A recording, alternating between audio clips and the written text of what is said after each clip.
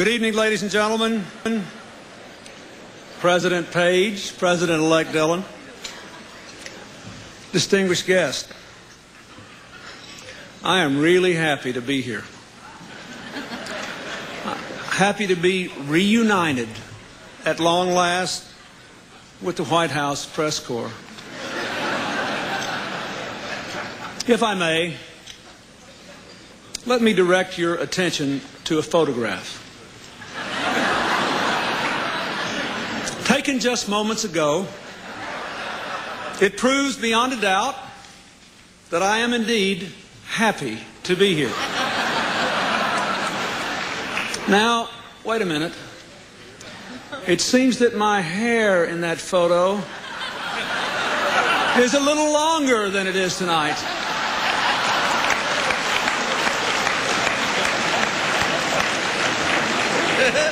So maybe I am happy to be here, and maybe I'm not. Feel free to speculate. Admittedly, looks and photos can be deceiving. Now look at this photo. It's a recent one of the Vice President applauding one of my policy initiatives. But look a little closer. Those are not his real hands. Now this photo. It made all the papers, but I have to tell you something. I am almost certain this is not the real Easter Bunny. The next one is my favorite. I really like it. Let's see the next photo. Oh. Isn't it grand? Oh.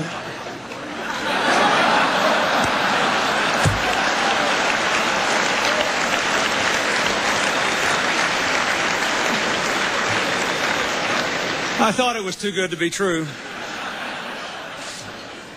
But there is one thing beyond dispute tonight. This is really me.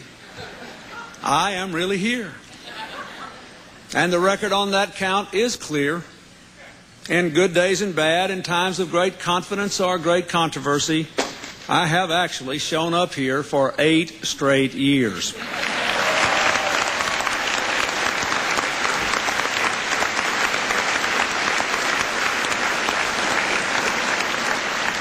Looking back, that was probably a mistake. In just 8 years, I've given you enough material for 20 years. This is a special night for me for a lot of reasons. Jay Leno's here. Now, no matter how mean he is to me, I just love this guy. Because together we give hope to gray-haired, chunky baby boomers everywhere.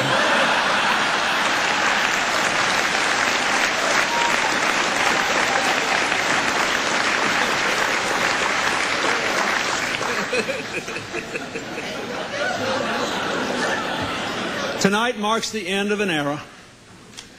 The after-dinner party hosted by Vanity Fair.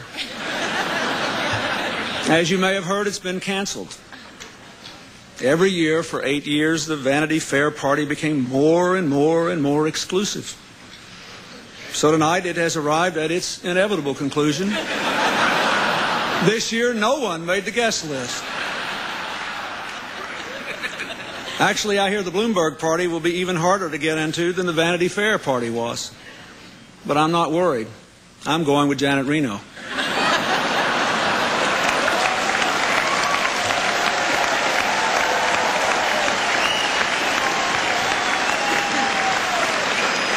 Now, the Bloomberg party is also a cast party for the stars of the West Wing, who are celebrating the end of their first season. You'll have to forgive me if I'm not as excited as everyone else is at the thought of a West Wing finale party. But I got to give them credit. Their first season got a lot better ratings than mine did. not to mention the reviews. The critics just hated my travel office episode. And that David Gergen cameo fell completely flat. Speaking of real-life drama, I'm so glad that Senator McCain is back tonight. I welcome him especially. As you all know, he just made a difficult journey back to a place where he endured unspeakable abuse at the hands of his oppressors, the Senate Republican caucus.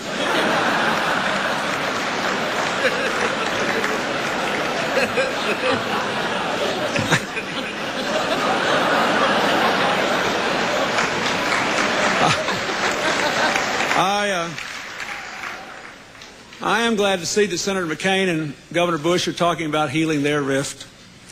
Actually, they're thinking about talking about healing their rift. And you know, I would really like to help them. I mean, I've got a lot of experience repairing the breach. I've worked with Catholics and Protestants in Northern Ireland. I've worked with Israelis and Palestinians, with Joe Lockhart and David Weston.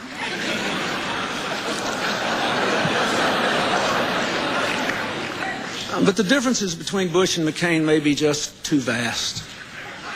I mean, McCain is Bush's running mate. Hasn't the man suffered enough?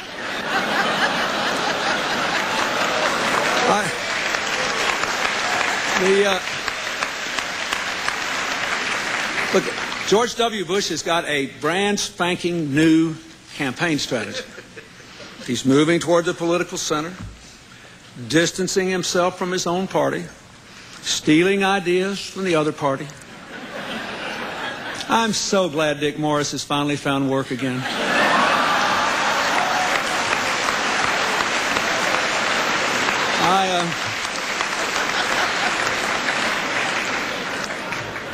You know, the clock is running down on the Republicans in Congress, too. I feel for them, I do. They've only got 7 more months to investigate me. That's a lot of pressure.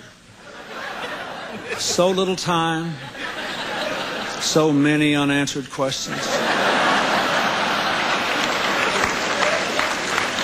For example, over the last few months, I've lost 10 pounds. Where did they go?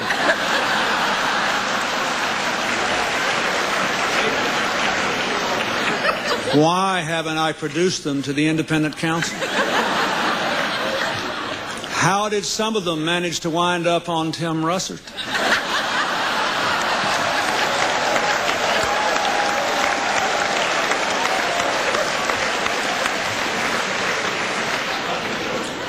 Now, some of you might think I've been busy writing my memoirs. I'm not concerned about my memoirs. I'm concerned about my resume.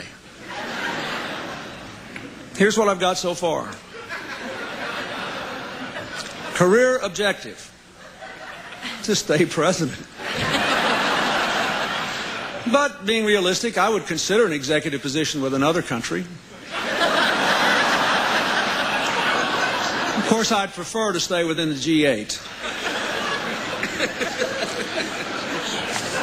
I'm working hard on this resume deal. I've been getting a lot of tips on how to write it, mostly from my staff. They really seem to be up on this stuff. And they tell me I have to use the active voice with a resume. You know, things like commanded U.S. Armed Forces, ordered airstrikes, served 3 terms as president. Everybody embellishes a little.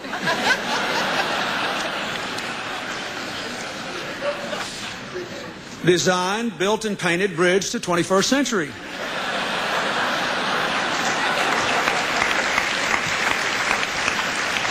Supervised Vice President's invention of the Internet.